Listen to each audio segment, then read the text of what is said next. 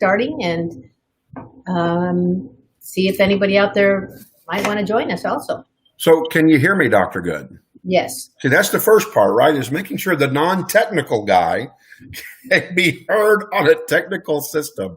Here's what's fun, right? So I'm a personality, and a big one at that. My mother always said, "You're a character." I'm a character. Mom said I was always a legend in my own mind. I'd love to hear myself talk. No doubt about it. And here I am sitting behind a very technical live streaming podcasting system. And I've got Dr. Be Good and I both on the same screen. You're hearing us. And we're able to live stream not just to Dr. Be Good's Facebook page, but to my Facebook page, JP Kathy and the Crew's Facebook page, our Twitter Periscope page, our YouTube page. So right now you can catch Dr. Be Good on multiple platforms.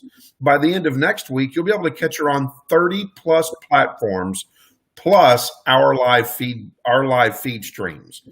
And so that's very exciting for us. We have figured out that while radio is great, what we have figured is people are now staying home. People are no longer in their cars going to work. That the live streaming world, podcasting world, starts at about 7:30 in the morning and goes until about 6 o'clock at night when dinner starts. And so we found that this is a better medium for us to get out our message, to talk to people, be entertaining for people. This is where it's at. And so we're very, very excited about where this is at. And so, of course, you've got a non-technical guy running a technical show at this point. And so there may be a few glitches this morning, but normally Charles Gura, who's our consultant and our tech guy at info@pro-multis.com, does a great job. And so we're excited. We've got Dr. Good with us this morning on the JP Kathy and the Crew network. And you too could have your own show. Again, don't use this as a barometer because I'm running the show this morning on a first run through. So poor Dr. Be Good gets to be my experiment again. And so, but we're excited. And Dr. Be Good, we feel like we can reach more parents, students, and more educators in this format. We have a lot of teachers and administrators on the feed that'll pay attention. And a lot of people already jumped on. And I'm telling people, hey, you know, like Sharon Inman, who may not normally be on Ask Dr. Be Good, is now listening to Dr. Be Good this morning. Marty McClellan out of Maryland is listening to Dr. Be Good this morning. So absolutely. I just got to figure out why I keep losing Dr. Be Good. So I'm ready to turn it over to you there, Dr. Good. Oops, there you are. Dr. Good, I'm going to turn it over to you and let you take over the show, and I'll be right here behind the screen waiting for you. And my caller later on today. We're going to have Carla Smith join us again. She's our teacher expert that we like to have on every once in a while to talk to us from the field. But for right now, we have still the anxiety out there. I see a lot of articles written by mental health experts. And certainly we want to acknowledge that and bring information about that. And in this case, the Dallas Morning News has an expert, Dr. Madhukar Trivedi, and he is a mental health expert, and he was asked by the public in the area, and he's making 8 suggestions for combating the mental health effects of the coronavirus. And so he shared tips for coping with what is a very scary time during his July 23rd conference call with the Dallas Morning News. And so we're going to share a little bit about that because mental health has finally become acceptable to talk about, to tap into, and so certainly on the Ask Dr. Be Good show, we're going to be doing that as well. There will be ongoing themes. And mental health tips for our parents, for our students, will be, as part of our work. So let's see. What groups are the most vulnerable to mental health issues? The first are people who have had trouble with depression, anxiety, alcohol use, and drug use in the past, or are currently experiencing it. The second and larger group includes those who have struggled with anxiety, depression in the past, and were able to function in the pre-COVID. This is interesting. Function in the pre-COVID, but now can't. And they can't because before what they were doing is they were using friends. They were using family members, just people that they could talk to.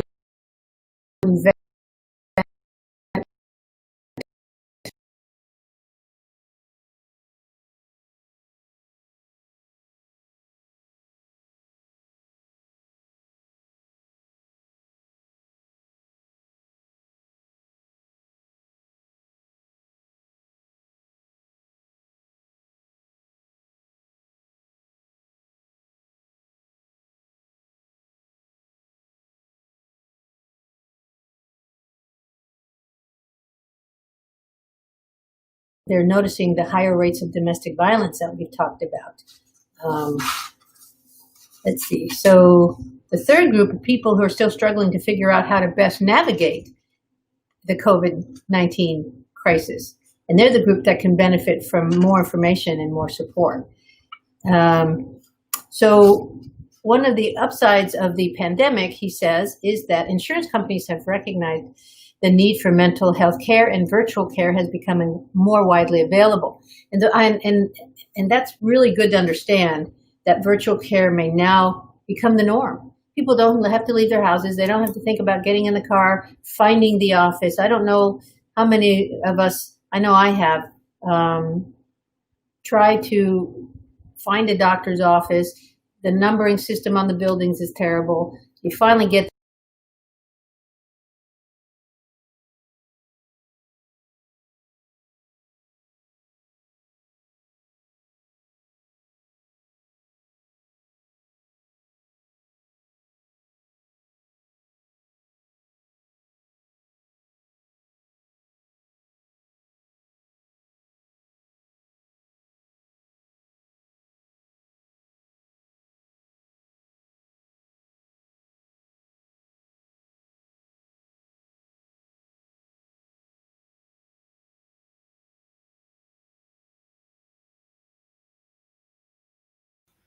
All right, so while we're waiting for Dr. Good to come on back on, looks like we lost her Facebook feed. I know that she's got a great guest coming on here in a little bit, in Carla Smith. Certainly excited. She is a master teacher, so do get ready for her to come on. And again, we'll be figuring this out as we rock and roll and get the sound to work. Looks like we're losing internet connection, so that can happen. And we've got Charles chiming in on the show.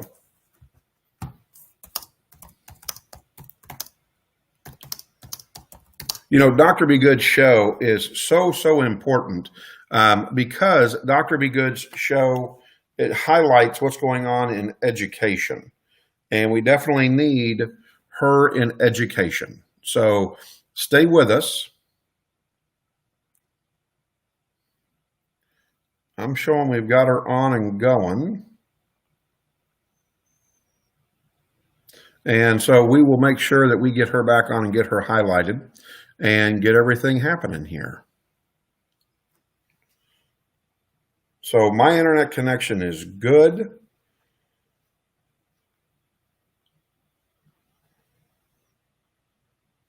Let's get Dr. Good back on here and talking to you about good old-fashioned education.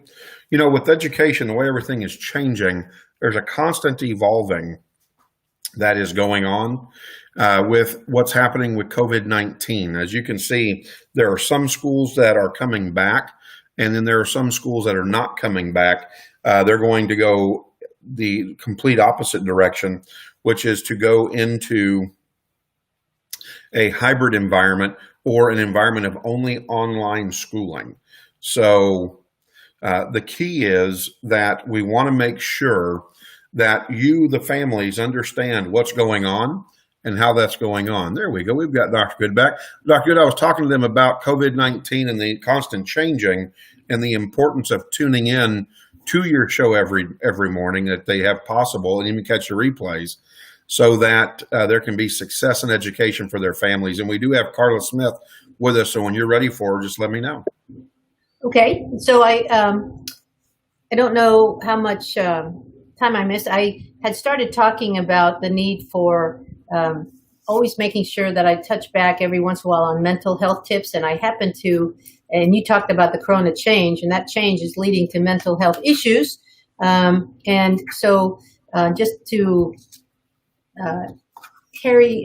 just touch base, because again, much like your show, you do it every week. I don't do it every week, but I like to come back every few weeks and make sure that I bring viable mental health tips to our audience. And Dr. Madhukar Trivedi answered questions from the Dallas Morning News audience. Well, how did we lose Dr. Good again? All right. So we'll get Dr. Be Good here again. Be patient with me. This is probably me hitting a button. There you go. Yep, we got you. I think our internet keeps dropping. On my end, I'm running right now at a terabyte, so I'm running very fast. So sometimes internet may drop, not drop. Maybe there's some interference in the world, but we got you back, Dr. Good. Okay. So let me be quick about this. So Dr. Turi answered Dallas Morning News questions. And first of all, the most vulnerable group are your people who have had trouble with depression, anxiety, and alcohol use in the past and are currently experiencing that again. Your second most vulnerable group are those who have struggled with depression and anxiety, but were able to function before. They had coping skills. They had a coping environment. They had friends and family that they could go and talk to when they felt anxiety. Well, that environment is not there anymore. Everybody's sheltering in place. And so now they feel lost. And so making sure that those people understand that there are mental health resources available really at your fingertips more than you know and more than ever before. Dr. Trivedi has mentioned that insurance companies are now recognizing the need for virtual sessions, and that's probably something that will never go away. And having a virtual meeting where you don't have to get in your car, you don't have to drive in traffic, you don't have to find a building.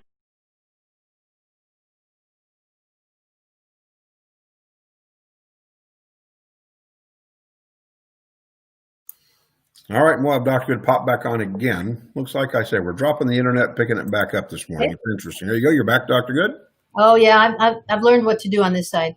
So the other thing is, if you need mental health care resources, UT Southwestern has on their website resources. Dallas County and the City of Dallas all have mental health resources available. Plus, you've heard me talk about the Region 10 Service Center has mental health resources. And if you're not in the Region 10 resource area, Region 10 would love for you to tap into them, even if you're not, by the way. Region 10 is a very service-oriented organization. They are run by Gordon Taylor, the director, very, very generous-hearted man, and he would love for all of Texas to tap into the Region 10 mental health resources or anything else that they have on their website. So if you're in Texas, you can do that. The other audience that we need to pay attention to are teenagers. I'm sure most of you are reading, have read about the fact that is, as far as school children, our most vulnerable group. They tend to have suicide ideation more. And so if you have teens at home, making sure that you are talking to them. A lot of times parents are under the premise that if they don't talk about it, it won't happen. For example, if we don't talk to our kids about sex education, then they won't get pregnant. When in fact, research shows that parents who talk to their kids about sex ed have kids who tend not to get pregnant, and they have less of a pregnancy percentage of getting pregnant. So talk to your kids about how they're feeling. And really, sleep is so important. for all of us, but for teens as well. They tend to want to, they tend to want to stay up late, talk to their friends, right? And then they sleep late and they get into that cycle of really not being part of the family because they're still in bed when you're at lunch, and then they're sluggish. And so try to get them to have a sleep-wake cycle so that they're not staying up late, sleeping too late into the day. Include physical activity into all of your days, not only our teens, and monitor the consumption of news, making sure that you and your kids are not really being bombarded. Don't have the TV on all day on the news channels. It's not healthy for any of you, any of us. We certainly, in our home, we stopped doing that a while back. Every once in a while, if there's news that's different than, than the norm, we might turn it on during the day, but the TV stays off now. So, okay. One of the things that we have also learned in our new environment is that many districts have extended their opening of the first day of school. I know we did for 2 weeks. When we came back from our 2-week break, we had on the calendar, it was 3 weeks before we were supposed to open in a new remote environment. And my leadership came to me and said, can we have more time? So we now are starting 2 weeks later. Dallas ISD has extended, I believe, till after Labor Day. So what I thought to do was to give tips for parents and grandparents of still things that you can do to prevent what used to be called summer learning loss, right? The summer slide, but now we call it the COVID slide, right? Because they've been really not learning in school since the third week of March. So let's talk about how to prevent summer learning loss, COVID loss, and still have fun. This one was written before COVID, so I'm turning it into what we do with COVID with these suggestions. So first of all, I like research, and we know that the phenomenon of the summer slide has been documented in many countries, including the United States. The study suggests that kids may lose anywhere from 25 to 50% of their school year gains in math, and children can backtrack on the course of their language skills as well, including reading, writing, and spelling. But overall, there's the reading and the loss in reading is less than the loss in math. And why is that? Well, because it's a reflection of use it or lose it.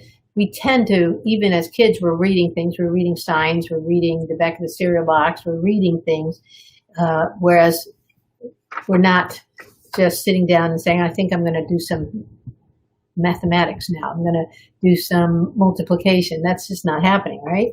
So we need to, and it's interesting that the researchers here suggest that one of the ways we can avoid this is by extending the school year and having year-round school, which, was tossed around a little bit during the April and May months of COVID. Many districts and some districts have done it. The Commissioner of Education wishes everybody would do it. It is the right thing to do. I wish we would do it. There tends to be a little bit of a backlash in the end from parents who, and here's what I'll tell you, parents. I've heard it so many times. Parents say, I think my child should have summer off from school.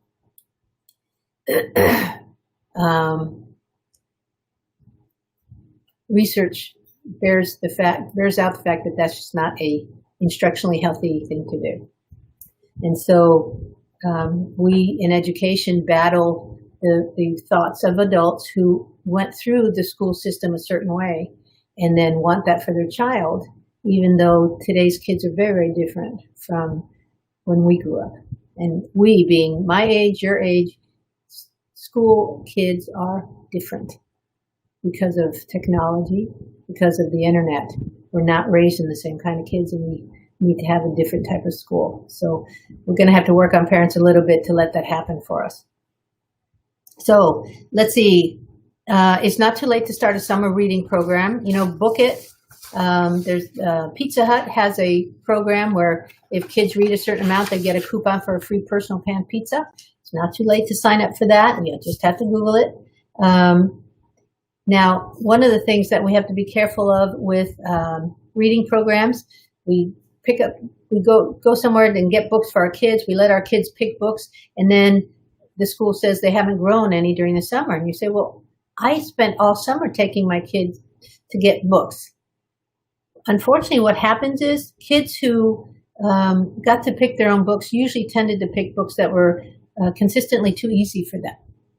And so as a parent, if you want to help with a reading program, you need to help kids pick books that your child is excited about the content and is excited to read, but that the material will stretch your child's skills and will introduce some new words and ideas.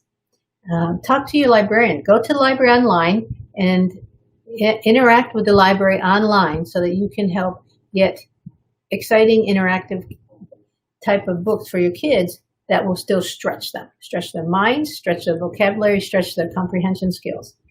And then ask them questions about the books. We have parents who are very excited, kinder parents that bring their kids and their kids can read beautifully. The fluidity, But when you ask the child questions about the book, about what happened in the book, the comprehension skills are not there.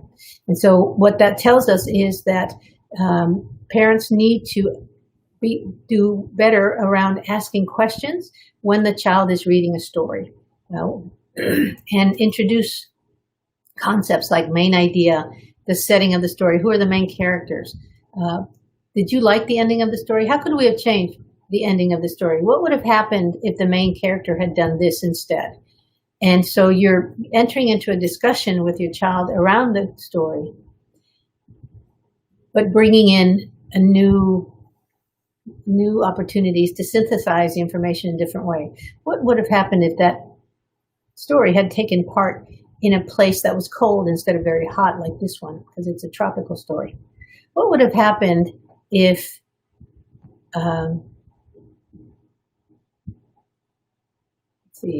what would have happened if there had been another character involved that interfered with the story?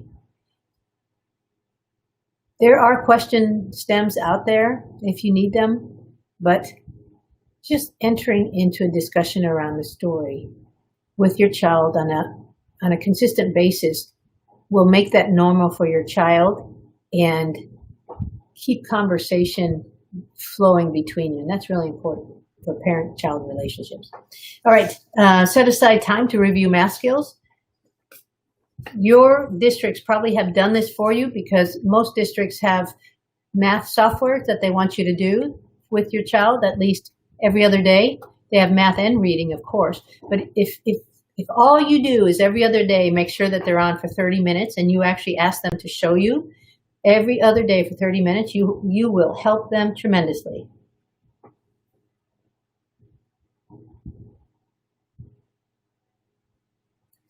All right, let me see. And try some of the apps out there. DragonBox has DragonBox app numbers is for grades ages 4 to 8 to develop intuitive understanding of numbers through gameplay.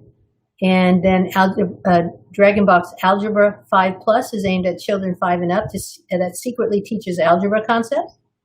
DragonBox Algebra 12 Plus is also available. There are so many apps out there. Some of them are free. And also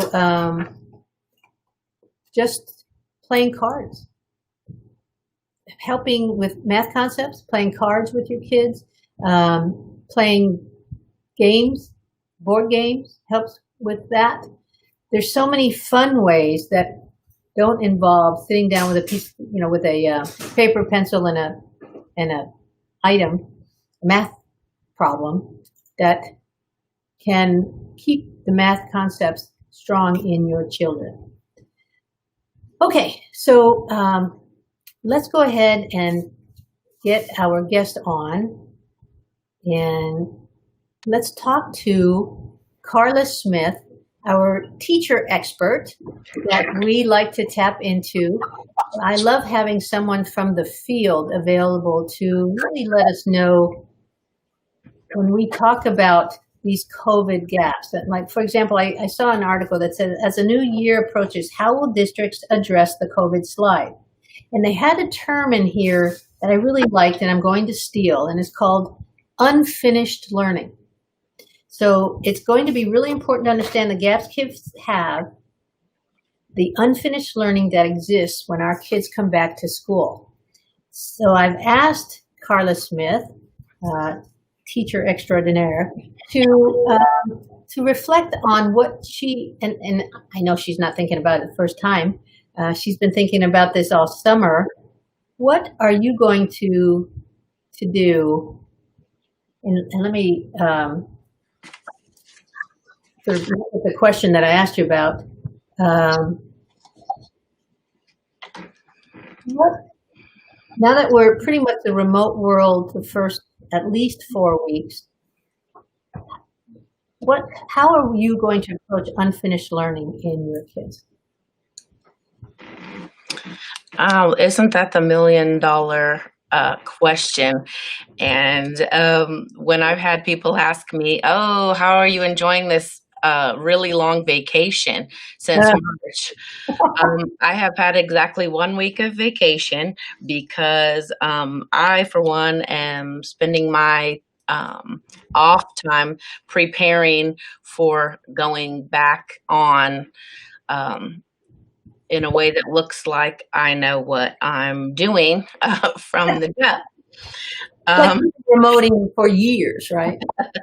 Yeah. So here's a mistake that I might have made a couple of times in March, probably less in April, definitely not in May or June, because I also taught summer school. So I had more time than the typical teacher to adapt and ask a different group of kids, the summer school group for math and reading versus the regular science kids I had, how they liked different strategies I had. So I could easily gauge what was working, what wasn't working. And I simply just asked the kids, if you want to know what kids think, ask them. And a lot of my colleagues never just asked the kids, did you like that assignment? How'd you feel about that? Was that boring?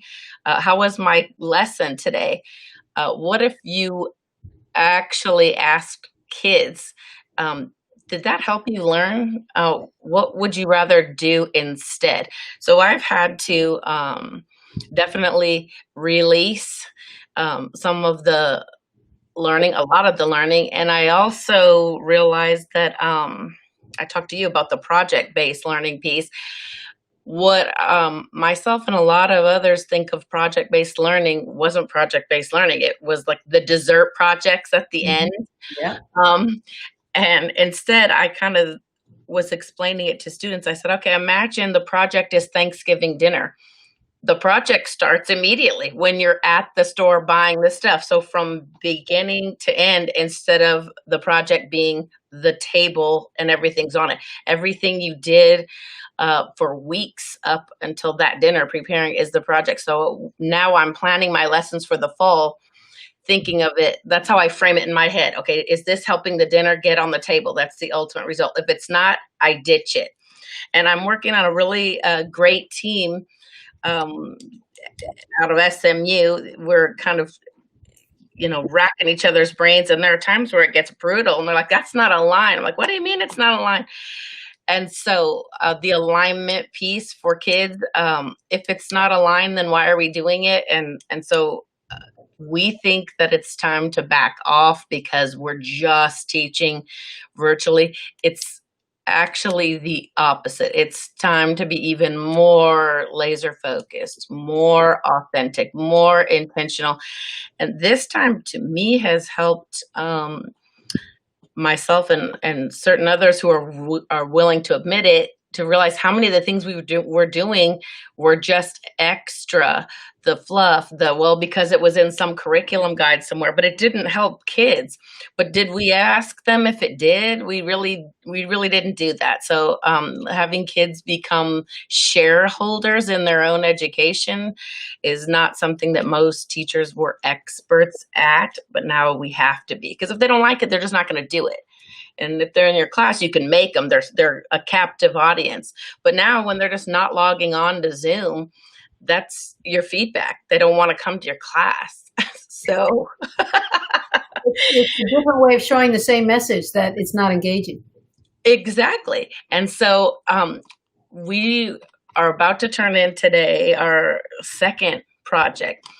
And when we're sitting in our seats going, oh my gosh, I love it, and you have goosebumps, that's when you can say, oh my gosh, how many of my other lessons gave goosebumps? Okay, well, there were some, but you thought they were that great, but if you didn't get goosebumps, why the heck would an 8th grader, in my case, want to do it? And they just won't. I teach 8th grade science in Dallas ISD. They will just not do it if they don't love it. So I would rely heavily on labs. That's true. Most of the time they were active. But in terms of the projects, that's where I've grown the most, is realizing, okay, I need to put many more choices in for kids to do and to be active the whole time, not just at the end of the unit. Because if they're excited about something that they have created rather than that I have conjured up, then of course, they're going to learn more, but they're going to show up. They're going to put their best foot forward. So for myself, that's the biggest change that I'm going to go into, is making sure that my kids have more of a say in their own learning trajectory. So what will you do to assess their unfinished learning at the beginning of the year? Oh, yes, that was how you started, and I kind of went on my little tangent. Well, where I shy away is saying, oh, I'm going to give them a diagnostic test, because that's what we typically do. And I actually took that question and asked some of my administrator friends, one being the principal of Town View Science and Engineering Magnet. And, he's like, well, you can't get away from the data, because, of course, the numbers don't lie. So that's true. You really do need to know where your kids are at. But for them to show up week 1 and say, here's this test to take, I think they're going to think, oh, it's that kind of class again, right? So myself, I am in the midst of coming up with, okay, what learning tasks could I ask and invite students to do that would demonstrate if they had those skills or not, rather than A, B, C, or D. So I'm trying to come up with actual learning tasks that would show me what they were supposed to be coming with and sweep it into 8th. And then when they fall down and falter, that's where I come in and support, i.e. reteach, provide other learning experiences for kids, small groups. That's another one. Way more small groups. My daughter's a teacher, and she was telling me that they have to do 3 days a week of small group pullouts rather than the didactic, here we go, feed kids one way for 5 days. 3 days a week is pulling kids out. So that's what I think I am going to steal from her, is way more small groups to pull out, so I can find out kid by kid where exactly I need to support. And a lot of times it's in the math and the reading, not just the science, because of course math and science are married. So I'm already collaborating with several math teachers from my SMU cohort about different strategies, because of course a math teacher is going to teach math in a different way than the science teacher does. And so I realized, wait a minute, I'm the math teacher, I'm the science teacher, I'm the reading teacher. I've got to be equally as savvy in all of those. So that's another one, is I'm really bolstering my differentiation in math and reading teaching, in addition to just finding more science activities. So one of the things that we're doing, for example, in my district, is we're starting with a culture and climate project.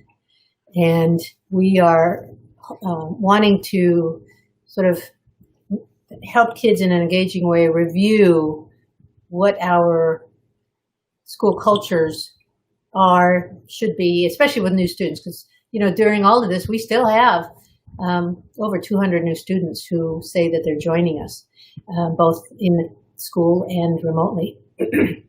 So what you said makes sense, and I had heard my curriculum team talk about giving the MAP test, which is a very it's a very nice little test that you give 3 times a year. It's not a star type,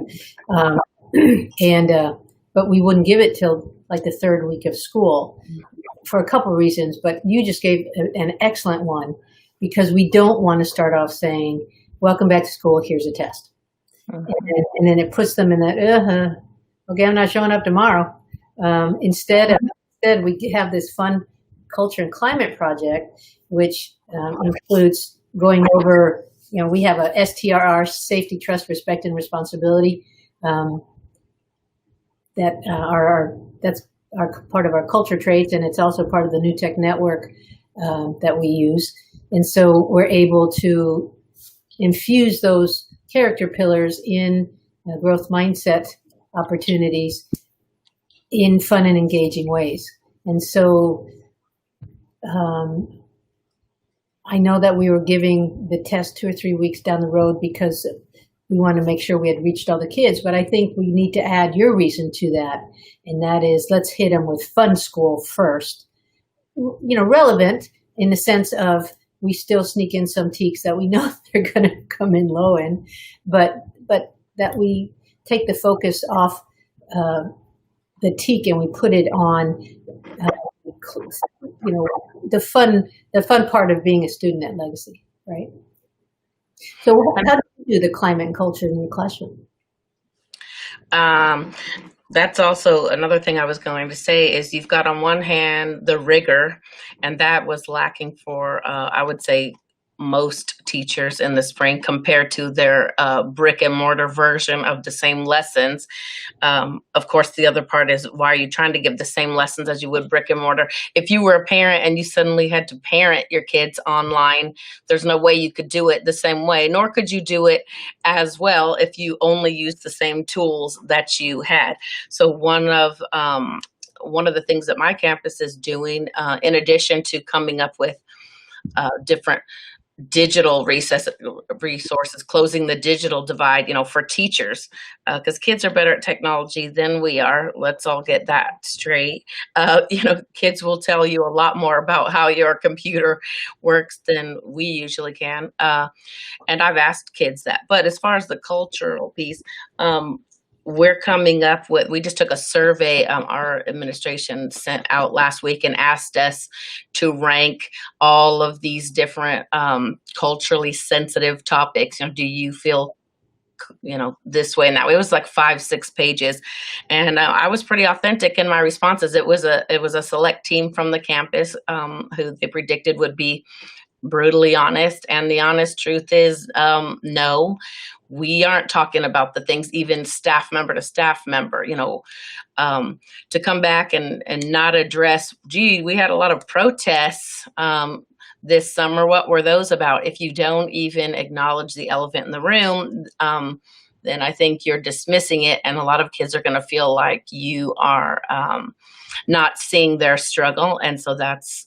something that in my summer school group, that was a really big deal. There was, riots and protests throughout June. And we talked about that, while we're reading books, and kids said, I think it's happening because it makes me feel. So if you allow kids to share their voice and their ideas, that goes a long way in their feeling that they belong in your classroom, that they can be themselves.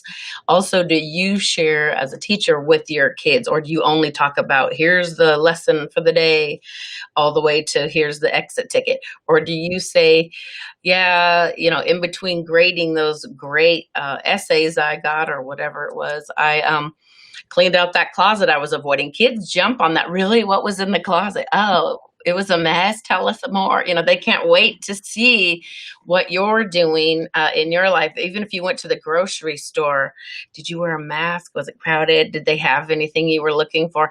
They really they liked seeing my house. I gave a tour of my house, the main areas, the kitchen, the dining rooms. On day one, I said, welcome in. This is our new class. You're a guest here. They loved it. I put it on YouTube and they said, oh my gosh, I loved your, this decorating. And I let them do that because they felt like, wow, I've been to your house. I said, yeah. So there's a lot of different ways to do that without just reading an article. There are articles, of course, out there that you can read with kids, but just making them feel like you actually care about what they're doing individually. Emailing a kid, send them an email. Hey, I noticed you were quiet today in Zoom. Is there anything I can help you with? I've gotten emails back about things that were happening on the personal front in their family. It's hard because so-and-so was sick or so-and-so left. Maybe their parents were getting divorced, and they may share that with you, and you can at least acknowledge, okay, wow, that's tough for you. Been there. I understand. Well, let me know if you need to have a private Zoom and we can get you caught up on the work. And a whole lot of kids took me up on it when I sent the email rather than the blanket statement in class. Well, email me if you need help. Bye. And then they log off and go play video games or go sleep all day, like you mentioned before. I don't know if you realize this, but when I asked you to tell me interventions and assessments, your talk always goes to SEL.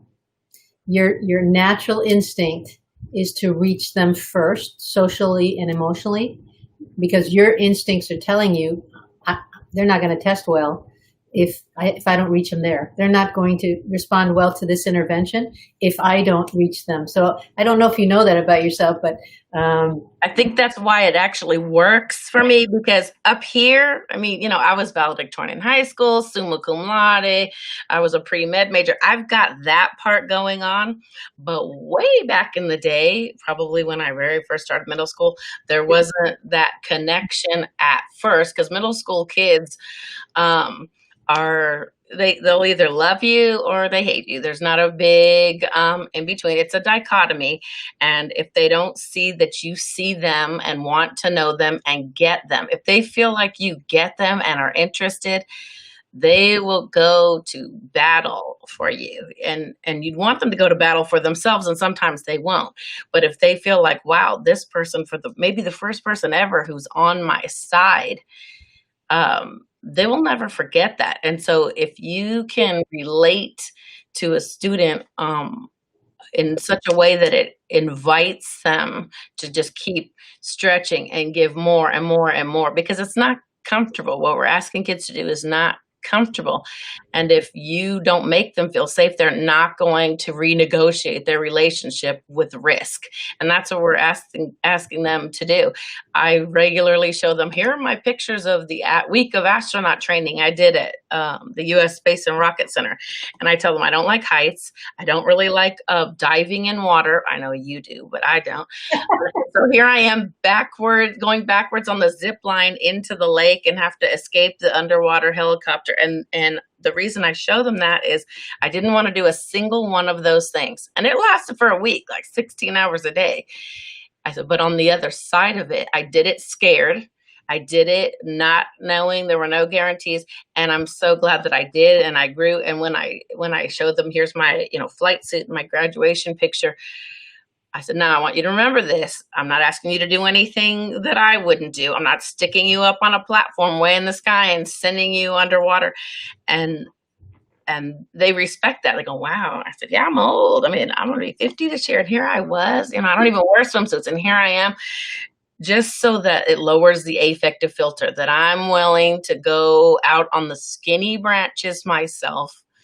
And I want them to trust me. And I had to trust my crew trainer. So not only that, I bring him in. So they see that at the beginning. Every year he's been coming in the day before Thanksgiving break and telling the story. Oh, you should have seen her. Oh, don't let her fool you that she's all, the drill sergeant in class. She was shaking in her boots. She didn't want to do anything. She made a billion excuses and I wouldn't let her out of it. And they're like, Miss Smith made excuses. I said, yeah, we all do. But there has to be somebody there who doesn't let you off the hook so that you can get better. And this is who had to do that for me. And I'm doing that for you. So they have context for why you're pushing. So are you able to describe to them the satisfaction that you felt when you made it? Oh, I have a mural. It's a giant shrine in my classroom. And in fact, my classroom is now NASA themed. And I've taken it so far. They know I speak in February. I've spoken every year now at Johnson Space Center at the Space Exploration Educators Conference. What do I know about it? What do I know about that? Well, a whole heck of a lot now, because I let somebody push me when I was going to sign up for that. As it turns out, in the application, it took me about 6 hours because I had to write all these essays on why am I doing this? Oh, I really have to go into why am I doing this? How will kids benefit? Because if I get out of my comfort zone and allow myself to be pushed, who knows what's possible on the other side? I showed them my rocket that I built. That was a terrible mistake. It was like, it looked like October sky, if you've ever seen that. And there I was laughing. I said, oh my gosh. And they can't believe that I was such a failure. And I said, it was awesome because I'm not one who likes to fail. I'm the straight A student that's the perfectionist. And that didn't work there. It didn't work. I wasn't perfect. In fact, I was bad at all of it. And now to be able to so openly share that, that allows them to see a side of me that most of the time I don't show. It's I've got this and it's all perfectly, methodically laid out. This was a train wreck. And because I allowed that to happen, I allowed that space to go, okay, it's a train wreck. And now what do? I went, okay, that's really what scientists do. That's actually science. I was doing science then, not when I had it all figured out. And so that's why I told them, this is how I know how to teach science, because here I am bombing. Look at this mistake. Look at this terrible thing. And they go, oh.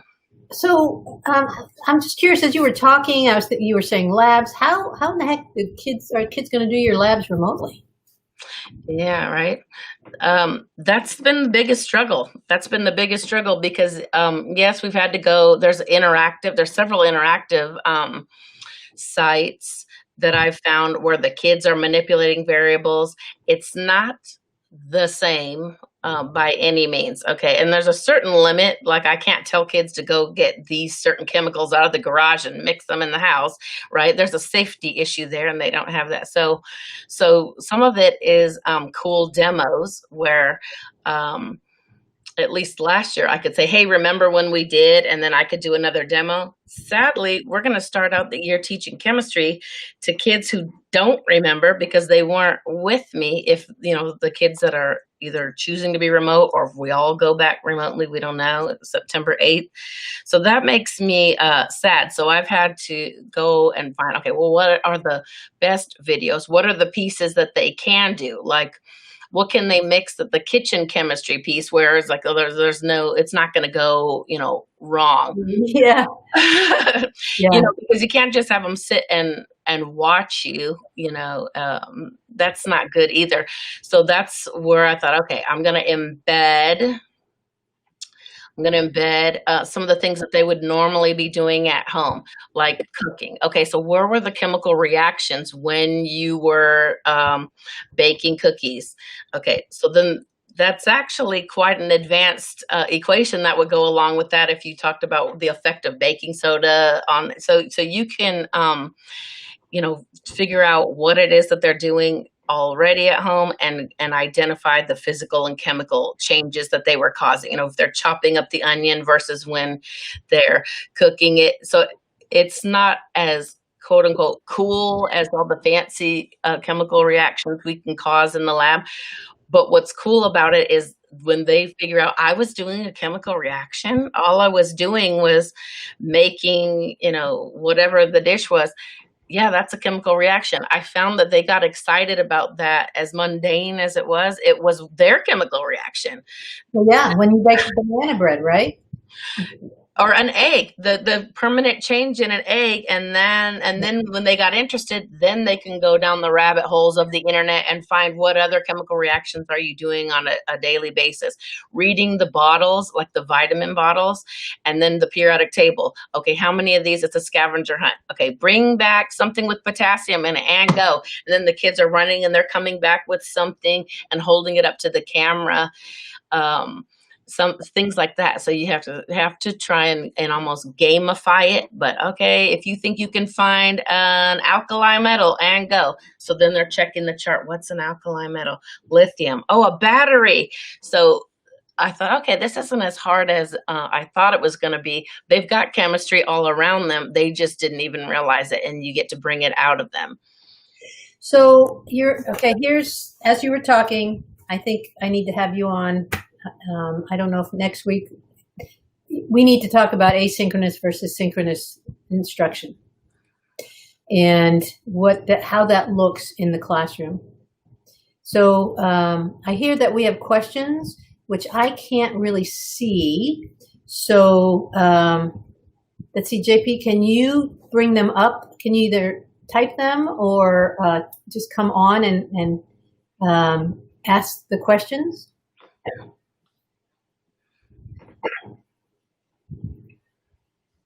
I'm not seeing the questions pop up on my side. What will math support look like? Okay. Ooh. Yeah, well, let me bring a math person on to answer that question, because that's going to require an expert. What's another question? Can you see them, Carla? That's the only one I saw. I actually asked one of my partners, she's a math teacher, last night. And she says, I'm going to assume they know nothing. And I'm going to teach every lesson as if they know nothing. In other words, you're embedding that scaffold all the way up. Instead of starting at the top rung of the ladder, you build it all the way up. I always compare it to the double helix of DNA that you're winding and winding. But in between the helixes, it's got the little connectors all the way up. And if you lose those connectors, that's a mutation. So education can have mutations because you've got those little missing connections. So we only have really 4 minutes left. So I want to thank you. I can tell that you need to come on and again, asynchronous versus synchronous learning, I think, is something we've talked about a lot, but we really haven't talked about what that looks like in an actual classroom. So I know you've been having to think about that. And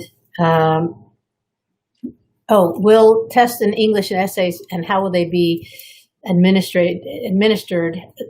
You know what? A lot of wonderful things have happened with online platforms, apps, and websites. So MAP, for example, we were not able to give our last MAP test last year because we had kids who had their own devices, and we would have had to have them come in and put a software on there that would have allowed them to take the MAP test at home. I think MAP has solved that problem. There's been a lot of problem solving done by companies to be able to take tests, do essays online. And so you'll be hearing a lot about that. And if I'll try to find information, bring experts on that to answer those kind of questions. Again, we have 3 minutes left, and I want to say thank you for your patience as we got better from the first half hour to the second half hour. I think the second half hour flowed pretty well, especially once we got our teacher expert on. We want to ask you to please like and follow us, not only the Ask Dr. Be Good page, but also the JP, Kathy, and the Crew network, so that you can get notices of when the Ask Dr. Be Good show will be on. There'll be a replay during the week of the show, so that if you didn't catch it at 8 o'clock on Sundays, you can catch it during the week, so that you don't have to, and that's what our world is now. You don't have to wait or not watch a podcast anymore. You just have to save it, and next time you're in the car, next time you have 30 minutes or an hour, you can play it. So I hope that all of us like this evolving into our new world. of the podcast world. We're going to be on so many more platforms, reach so many more people, and be able to tap into so many more resources, especially around public education, so that all of you stay informed. And let me remind you in my last 2 minutes, I do this show to create public education advocates. Gone are the days where parents just could send their kids to school and that was it.